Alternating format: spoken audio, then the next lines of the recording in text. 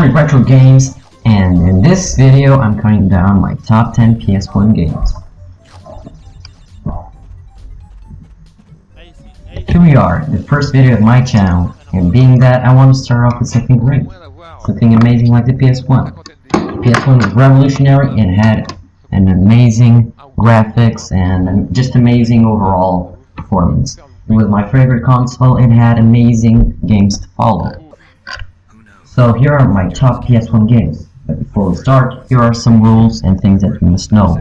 These games are chosen by sales, general favoritism, and my opinion. Only one per franchise, and unless it's a different genre. So let's get started. So at number 10 is Harry Potter and the Sorcerer's Stone, or Harry Potter and the Philosopher's Stone in Europe. I don't know why the Americans changed the name, but regardless of that, this game is magical. The controls are great and responsive, the story is different, but fun and easy to follow. The gameplay is solid, but sometimes the jumps and spells that you cast are sent to a different direction. The most surprising thing about this game is that it sold over 8 million copies.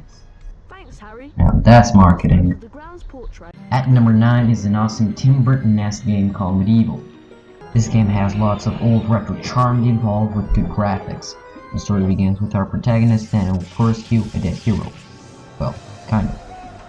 100 years before assuming control of the character, in the year 1286 to be exact, a battle happened between the king and a powerful wizard called Zarok. The king named our hero to lead his army into the opposition. Sadly, Daniel was killed by an arrow, so he took an arrow to the eye. A great plot with amazing gameplay with many medieval weapons, well-balanced combat system, and fun and challenging puzzle. What's not to love? At number 8 is my favorite Spyro the Dragon video game. The story is pretty simple, but catchy nonetheless. Every 12 years, dragons have a celebration by bringing eggs to the realm. During the celebration, however, a mysterious cloaked girl invades the dragon realm with an army of creatures and steals all the dragon eggs. Her mission is to get all the dragon eggs back and defeat the main antagonist. I chose this particular Spyro game because it perfected every detail and flaw of the previous two, and because it had gorgeous levels, fun minigames, and as always, lore and gem collecting. This RPG is phenomenal. The first time I played it, I was stunned because of its beautiful art and gameplay. Let's start with the plot. The story begins when Dart is heading home from a 5-year-long journey to pursue the Black Monster who killed his parents and destroyed his birth city, Neat. On the way, he is attacked by a dragon controlled by Sandora, a rebel faction in the Certain Civil War. After Dart gets hit by a dragon, he gets saved by a mysterious female heroine named Rose, though they soon part ways. When he arrives to his hometown, Sealy's, he discovers that it has been destroyed by Sandora, and that Shauna, Dart's childhood friend, was taken away. Dart sets out to rescue her. Throughout the game, he is periodically joined by people who help him along the way.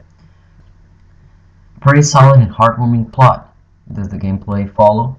Of course it fucking does. The gameplay is great, using 3 modes of play: the field map, the battle mode, and the overworld map. The field map is used whenever the player enters a town, dungeon, or landmark. Battle mode is a real-time 3D environment that resembles the current field map, where you battle the CPU-controlled enemies throughout the game. The world map is used when the player moves between towns or other geographical locations. Other gameplay examples are the items, each having their own use. For example, healing or causing enemies some damage. Oh, and you can transform into a dragon. Fuck yeah! At the number 6 spot, Resident Evil 2. While the first game kind of invented the genre, I always preferred the second installment. Well, to start off, I always liked Leon over all the other characters, and the story was scary and creepy. The game is set 2 months after the events of the first Resident Evil in the American town of Raccoon City. After the outbreak, the 2 main characters arrive to the city. Leon S. Kennedy, a rookie cop on his first day, and a college babe looking for brother Chris. After this, they split up and look for survivors. The gameplay is excellent. As a survival horror title, Resident Evil 2 features the same classic gameplay mechanics as its predecessor. The player explores the city while solving puzzles and fighting zombies and mutants using firearms or weapons. Amazing game, period. Number 5, Crash Team Racing. CTR, the last video game produced by Naughty Dog. Although this game was intended to be made and released after Crash Bandicoot 2, but it strikes back, the developers postponed it until 1999. Did you know that? This is my favorite kart racer on the PS1, and rightfully so. It's fun, full of adrenaline, and entertainment. Let's see the plot first. So after the defeat of Uka Uka and Neo Cortex, a mysterious alien spacecraft orbits the Earth, and inside it is the main antagonist and villain, Nitrous Oxide, an ET that wants to make Earth a concrete parking lot. It may not be the best plot, but the gameplay is fantastic. Number 4, Silent Hill. Oh god. When I was little and naive, I came across Metal Gear Solid and opened the case. So far so good, huh? After opening the case, a black disc fell to the ground. I picked it up and read Silent Hill. And I thought to myself, must be a nice and childish game. As I popped in the disc into my yellowish PlayStation, I kept thinking about all the fun I was gonna have. Wrong was I.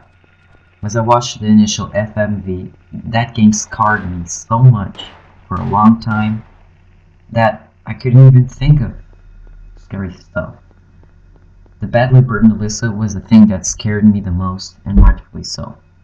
So, the plot is, Harry Mason is your normal American guy with a child, but after his wife died of a disease, he decided to go on vacations to feel better. As he gets there, his daughter disappears, and the main goal of this game is to find her and get the hell away from the town. Silent Hill is twisted, sick, but at the same time a masterpiece that we will never forget. Number 3, Final Fantasy VII. I don't really like Final Fantasy, but by pressure and the high sales of the game obligating me to put this at the 3rd spot. The game begins with Cloud Strife, working as a hired mercenary for a terrorist group called Avalanche, or as I like to call it in Portuguese, Avalanche. The main goal of this game is to save the world from the bad guys. The characters are memorable, the battle system is in-depth and awesome. I'll probably pick this game later and review it much better. Number 2, Crash Bandicoot 2 Cortex Strikes Back. I finally get to talk about this game. I grew up with this game. I had a constant competition with my siblings and even my mom. Yes, I said mom. I prefer this game because I grew up with it and it is a perfect example of how a sequel should be made. The graphics are better comparing them to the first installment, the controls are tighter, and he has new moves. And you can stay fucking anywhere. Thank fucking God. Now that I explained my reasons of choice of Crash 2 for Crash Ward, let's hear about the plot. So, directly after the prequel, Cortex falls from the sky like a shooting star. Should I say, shooting Neo? Yeah. Anyway, he survives the fall and he discovers the power behind the crystals and wants to use them to power his newest invention, the Cortex Vortex. The only problem is that in the first Crash game, all of his allies got wrecked by Crash. So he kidnaps our orange marsupial and hopes that he can help him. The main objective of this game is to collect 25 crystals, and optionally you can get gems by getting all the boxes or taking death routes, gem routes. This game is phenomenal, and I almost got the number 1 spot, but that spot belongs to Metal Gear Solid, the Hideo Kojima masterpiece. What more can I say about this game? It's perfect no matter which way you see it. The Foxhound are a terrorist group who kidnapped 2 of the most important US weapon development personalities and want a ransom. So the US sends our anti-hero Snake to infiltrate, rescue them, defeat Liquid Snake, the antagonist who happens to be Snake's genetic brother, disable a nuclear bomb, and fight against the elite guards that fall asleep on duty.